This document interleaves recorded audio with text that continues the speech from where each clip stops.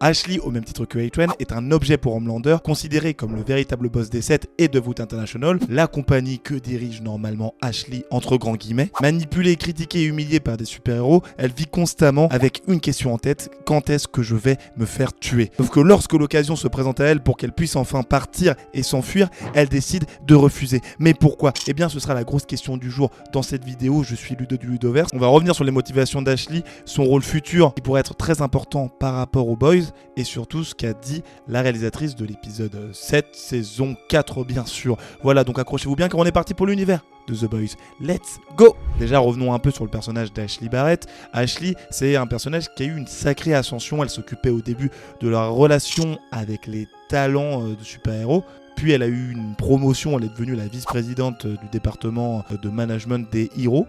des super-héros, voilà, pour devenir au final la CEO de Vought International, donc la grosse boss si on peut le dire. Vought étant par ailleurs l'une, voire la plus grosse entreprise du monde entier. Mais le fait qu'elle ait accédé à cette position n'est pas vraiment dû à son talent ou à ses compétences, c'est surtout parce qu'elle a été désignée par le Superman-like, si vous préférez l'appeler comme ça, qui est Homelander, car elle est facilement manipulable et en fait elle représente la face administrative de Vought, alors qu'on sait très bien que c'est Homelander qui dirige tout le monde et qui est le véritable patron de Vought. Malgré son rôle qui semble être important, Ashley est constamment rabaissée par Homelander, mais aussi par les autres membres des 7. On l'a vu avec The Deep qui commence à lui rentrer dedans et à la menacer physiquement si elle continuait à l'insulter régulièrement. Donc autant dire que depuis qu'elle a commencé chez Vought et qu'elle a eu des relations professionnelles, j'entends directement avec le protecteur, eh bien elle vit constamment dans la peur de se faire tuer, donc avec un stress énorme. Elle s'arrache les cheveux par rapport à ça, ce qui l'a rendu quasiment chauve, et même il y a un moment dans la série ici, je m'en rappelle bien, où Homelander la force à enlever sa perruque pour montrer à tout le monde qu'elle est chauve, humiliation la plus totale. Et puis ça continue encore parce qu'aujourd'hui elle a un rôle encore plus inutile, dans le sens où avant elle était CEO sur le papier, elle avait quand même certaines responsabilités, mais son rôle a été pris par Sister Sage, qui est le cerveau d'Homelander, même si dans le dernier épisode elle a été licenciée, Sister Sage. Il n'empêche que le rôle d'Ashley, je pense pas qu'elle va récupérer plus de responsabilités que ça. Et en étant témoin de tout ça et de tout ce qu'elle a subi depuis qu'on la connaît, ouais, on peut le dire, eh bien elle veut se barrer. Sauf que lorsque l'occasion se présente par le biais d'A-Train, elle ne le fait pas. Déjà, il faut revenir sur la relation compliquée entre A-Train et Ashley, dans le sens où les deux collaborent depuis qu'ils se sont mutuellement surpris dans les quartiers d'Homelander. Avec d'un côté, on avait Ashley qui avait profité des toilettes du protecteur pour les utiliser et ne pas tirer la chasse, une manière à elle de se venger du traitement qu'il lui fait subir. Tandis qu'A-Train, il était présent pour pouvoir voler du composé V afin de le donner à Yui pour qu'il puisse ensuite en prodiguer à son père. Depuis, ils sont liés par ce secret, on va dire que voilà, ils se sont rapprochés grâce à cela. Et même à un moment, Ashley aide A-Train pour éviter qu'il soit découvert en tant que taupe. Elle l'aide à cibler un bouc émissaire en la personne de Cameron Coleman, qui est le présentateur télé de la chaîne Vought principale, il me semble. Ashley et Cameron se fréquentaient d'ailleurs, mais ce dernier l'a totalement jeté comme un véritable caca, c'est le cas de le dire, car elle n'était plus aussi dominatrice qu'avant, n'ayant plus le rôle de CEO officiel, enfin elle a le rôle de CEO sur le papier comme j'ai dit, mais elle n'avait pas les titres, elle n'avait plus ce côté dominatrice, donc il lui a dit salut, et pour se venger, eh bien elle l'a livré, sauf qu'elle ne s'attendait pas non plus à ce qu'il se fasse éliminer, et ça lui a quand même laissé un sacré coup. Donc depuis qu'elle est dans la confidence avec A-Train, eh bien sa sécurité ne tient qu'à un fil, même si A-Train l'avait quand même forcé à dénoncer quelqu'un, donc en la personne de Coleman. A-Train n'a pas oublié qu'Ashley l'avait aidé et il lui a proposé, lorsque A-Train a dévoilé aux yeux du monde que c'était une taupe, ou du moins aux yeux des 7 que c'en était une, il lui a proposé de partir et l'emmener là où elle voulait, et elle a refusé, alors que précédemment, avant qu'il y ait cette proposition-là, Ashley lui avait dit qu'elle était partante pour partir à Florence avec lui, pour qu'il puisse s'échapper de cette situation très tendue et très stressante pour les deux, qui peuvent menacer donc leur vie mutuelle. Et pourtant, non, elle décide de rester. Et pourquoi ça? Eh bien, il y a plusieurs explications par rapport à tout ça. Donc, plusieurs raisons possibles qui ont été données, comme je le disais, par la réalisatrice et aussi par rapport à ce qu'on voit, nous, dans les épisodes. La première chose, c'est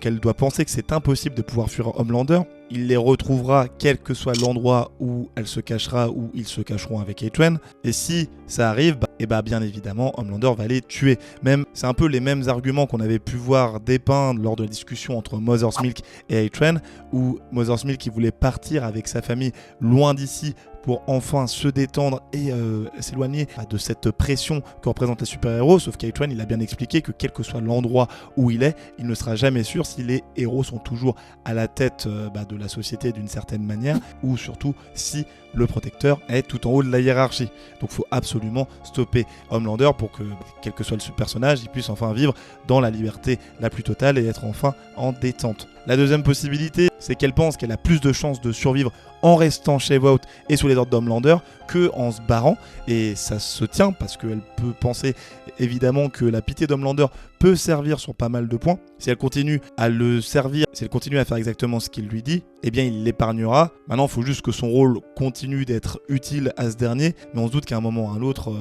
elle sait que sa vie ne tient qu'à un fil, mais elle n'a pas le choix, elle est emprisonnée par rapport à la présence d'Homelander, et puis elle a été témoin de tellement de choses qu'au final, même en voyant certains de ses collègues être assassinés par Homelander, elle a voulu démissionner, elle avait écrit une lettre de démission et elle l'a détruite parce que elle flippe beaucoup trop. La troisième raison, c'est que elle se sent honteuse par rapport à ses actions passées, notamment donc par rapport à Cameron Coleman qu'elle a livré et les morts indirectes qu'elle a causées ou les faits qu'elle ait fermé les yeux sur pas mal de choses. On pense notamment à son assistante, comme je le disais juste avant, qui avait été tuée par Homelander en pensant que c'était une taupe, ou le fait qu'elle ait viré son assistant en sachant pertinemment qu'il était dans une situation de danger les plus extrêmes, et c'est pour ça qu'elle a tenté de le protéger en l'éloignant de cet endroit, de cet environnement extrêmement dangereux. C'est un peu une manière donc pour elle, si elle reste ici, de s'auto-punir parce qu'elle n'arrive pas à se pardonner toutes les actions négatives qu'elle a faites, alors qu'elle a aussi fait beaucoup d'actions, elle a eu déjà beaucoup d'actions positives. Et c'est aussi très intéressant donc ce qu'a dit la réalisatrice Catriona Mackenzie,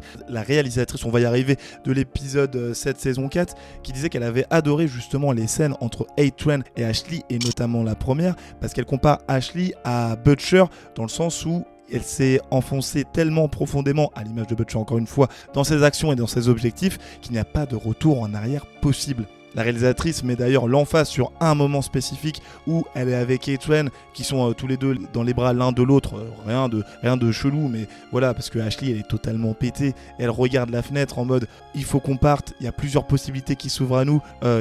à nous, on pourrait chiller, on pourrait faire ce qu'on veut, et au final non, c'est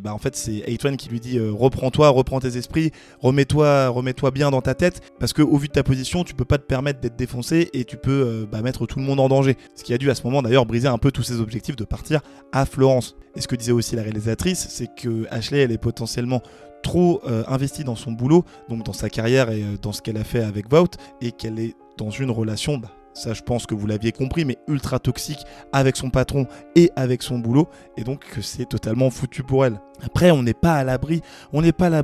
possiblement d'une rédemption de la part d'Ashley à l'image d'A-Train, parce qu'elle a déjà fait des choses qui ont permis d'aider certaines personnes. En plus de l'assistant qu'elle a viré, elle a évidemment supprimé la vidéo de Maeve qu'on voyait, donc la Queen Maeve qui était encore en vie, pour la laisser vivre sa vie paisiblement, loin de tous les conflits potentiels qu'il pourrait y avoir dans la tour Vought et avec les 7. Et donc en voyant ça, même malgré le fait qu'elle évolue dans un environnement qui est très compliqué, elle a réussi d'une certaine manière à prendre de bonnes décisions, et elle va peut-être continuer d'en faire et d'en prendre en étant un autre indicateur direct pour les boys, parce qu'on sait qu'elle a un bon fond, et il est possible que ses actions soient ultra utiles dans le futur des boys pour pouvoir arrêter Homelander. Est-ce qu'un avenir radieux pourrait s'offrir à elle, ou est-ce qu'elle pourrait même représenter la clé de la réussite de Butcher, Hughie, MM et j'en passe? Eh bien j'ai envie de dire pourquoi pas. En tout cas, ce qu'il s'est passé avec A-Train et le fait qu'il ait dévoilé toutes ses actions, on peut le dire, c'était quand même inattendu, et je vous explique plus pourquoi dans le détail juste ici dans la vidéo qui se présente là. Et si vous vous demandez quel est le plan de la boss Sister Sage malgré son départ de Vought International, j'ai fait une vidéo juste ici, c'était Ludo du Ludoverse. Je vous dis à la prochaine, salut.